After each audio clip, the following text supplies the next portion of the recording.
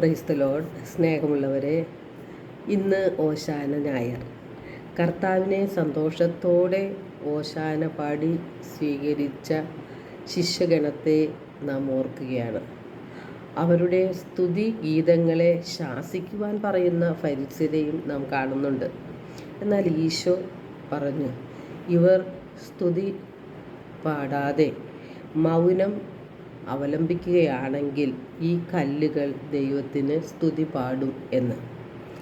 ഈശോ പ്രവർത്തിച്ച അത്ഭുതങ്ങളും അടയാളങ്ങളും കാണുകയും അതനുഭവിക്കുകയും ചെയ്തവരാണ് യേശുവിനെ മഹത്വപ്പെടുത്തിക്കൊണ്ട് സ്തുതി പാടി പുകഴ്ത്തിയത്. അതുപോലെ നമ്മുടെ ജീവിതത്തിൽ നമുക്ക് ലഭിച്ചിട്ടുള്ള നിരവധി അനുഗ്രഹങ്ങളുണ്ട്. ഇന്നും ലഭിച്ചുകൊണ്ടിരിക്കുന്ന നിരവധി അനുഗ്രഹങ്ങളുണ്ട്. ആ നന്മകളെയെല്ലാം ഓർത്ത് ദൈവത്തെ സ്തുതിക്കുവാൻ നാം കടപ്പെട്ടവരാണ്. അതിനുള്ള പ്രചോദനമായിട്ടാണ് ഈ ഓശാന ആചരണം നാം കാണേണ്ടത്. നാം നമ്മുടെ ദൈവത്തെ വേണ്ട വിധത്തിൽ മഹത്വപ്പെടുത്തുന്നുണ്ടോ എന്ന് സ്വയം ഒരു ആത്മശോധന ചെയ്യുന്നത് നല്ലതാണ്. മറ്റുള്ളവർ ദൈവത്തെ സ്തുതിക്കുകയും ദൈവത്തിന് നന്ദി പറയുകയും ദൈവവചനങ്ങൾ പ്രഘോഷിക്കുകയും ഒക്കെ ചെയ്യുമ്പോൾ അതിൽ അസ്വസ്ഥരാകാതെ, ഫരിസിയരെ പോലെ അസ്വസ്ഥരാകാതെ, അവരെ കൊണ്ട് ചെയ്യാൻ പറ്റുന്ന നല്ല കാര്യങ്ങൾ ചെയ്യുന്നുണ്ടല്ലോ എന്നാണ് നാം വിലയിരുത്തേണ്ടത്. നമുക്കത് ചെയ്യാൻ കഴിയുന്നുമില്ല.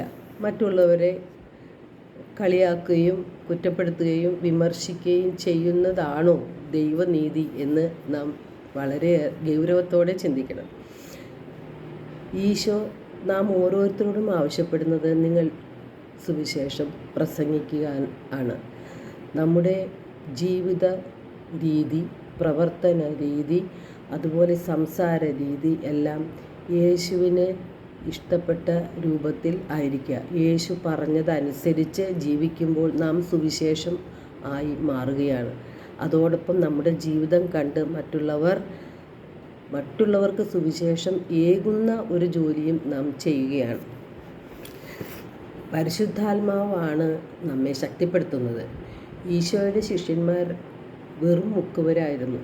ഒരു പാണ്ഡിത്യവും ഒരു അറിവും അവർക്കില്ലായിരുന്നു. പക്ഷേ അവരിലേക്ക് പരിശുദ്ധാത്മാവ് വന്നു കഴിഞ്ഞപ്പോൾ അവർ ശക്തി പ്രാപിക്കുകയും സുവിശേഷം ശക്തമായിട്ട് പ്രഘോഷിക്കുകയും ചെയ്തു. അവരുടെ ജീവിതത്തിൽ നവീകരണമുണ്ടായി. സുവിശേഷം കേൾക്കുമ്പോൾ നമ്മുടെ ജീവിതത്തിൽ നവീകരണമാണ് വേണ്ടത്. ഹൃദയത്തിൽ മാറ്റമാണ് വേണ്ടത്. നമ്മുടെ മനോഭാവങ്ങളിൽ മാറ്റമാണ് വേണ്ടത്. നമ്മുടെ സംസാരത്തിൽ മാറ്റമാണ് വേണ്ടത്. നമ്മുടെ നാവിനെ നിയന്ത്രിക്കാൻ നമുക്ക് സാധിക്കണം. നമ്മുടെ പ്രവർത്തനം, നമ്മുടെ സംസാരം എല്ലാം ദൈവഹിതപ്രകാരമാകുമ്പോഴാണ് നമുക്ക് ഒരു നവീകരണം സംഭവിക്കുന്നത്. അത് ദൈവത്തെ മഹത്വപ്പെടുത്തുന്ന അടയാളം കൂടിയാണത്. നാം നല്ലവരായി ജീവിക്കുമ്പോൾ ദൈവം അതിയായി സന്തോഷിക്കുന്നു. എങ്ങനെയാണ് നമ്മുടെ ജീവിതത്തിൽ നവീകരണം വരേണ്ടത്? നാം നമ്മുടെ ജീവിതത്തെ നവീകരിക്കുമ്പോൾ ആദ്യം നാം ചെയ്യേണ്ടത് നമ്മുടെ ചിന്തകളെ, നമ്മുടെ വിചാരങ്ങളെ, നമ്മുടെ സംസാര രീതിയെ നാം വളരെയേറെ ശ്രദ്ധിക്കേണ്ടിയിരിക്കുന്നു. വിശുദ്ധ യാക്കോബ് ശ്ലീഹ പറയുന്നുണ്ട്, നാവ് തീയാണ്, അത് ദുഷ്ടതയുടെ ഒരു ലോകം തന്നെയാണ് എന്ന്.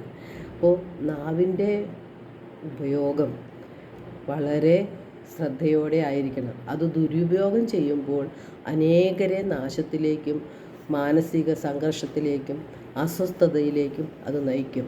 നാം പറയുന്ന ഓരോ വാക്കിനും വിധി ദിനത്തിൽ കണക്ക് കൊടുക്കേണ്ടി വരും. വിശുദ്ധ മത്തായിയുടെ സുവിശേഷം 12-ാം അധ്യായം 36 തിരുവചനം പറയുന്നു, ഓരോ വാക്കിനും, നാം പറയുന്ന ഓരോ വാക്കിനും വിധി ദിനത്തിൽ കണക്ക് കൊടുക്കേണ്ടതായി വരും. ആരെയും നാം കുറ്റം വിധിക്കേണ്ട. നാം കുറ്റം വിധിക്കാതിരുന്നാൽ നാം വിധിക്കപ്പെടുകയും ഇല്ല.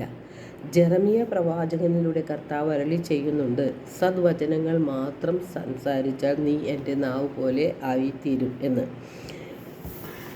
നാം നമ്മുടെ ചെറിയ അവയവമായ നാവിനെ വളരെ ഗൗരവത്തോടെ ദുരുപയോഗം ചെയ്യാതെ സൂക്ഷിക്കേണ്ടത് വളരെ അത്യാവശ്യമാണ്.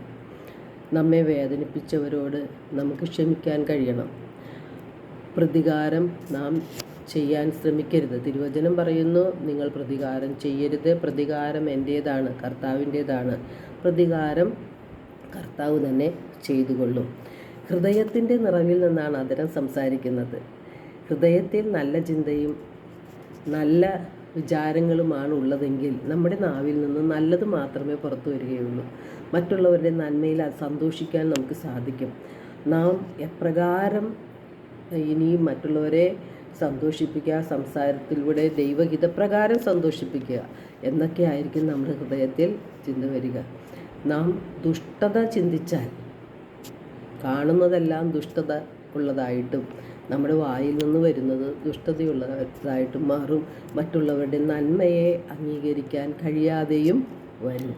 അപ്പം നാം ദൈവഹിതപ്രകാരം നമ്മുടെ ജീവിതത്തെ നവീകരിക്കുകയാണ് നാം വേണ്ടത്. ദൈവത്തിൻ്റെ വചനങ്ങൾ നാം അനുസരിക്കാൻ തുടങ്ങുമ്പോൾ നാം വചനമാകുകയും വചനം ഏകുകയും ചെയ്യുന്നവരായി മാറും. എല്ലാവർക്കും ഒരു നല്ല ദിനം ആശംസിക്കുന്നു. ദൈവം നമ്മെ ഓരോരുത്തരെയും സമൃദ്ധമായി അനുഗ്രഹിക്കട്ടെ.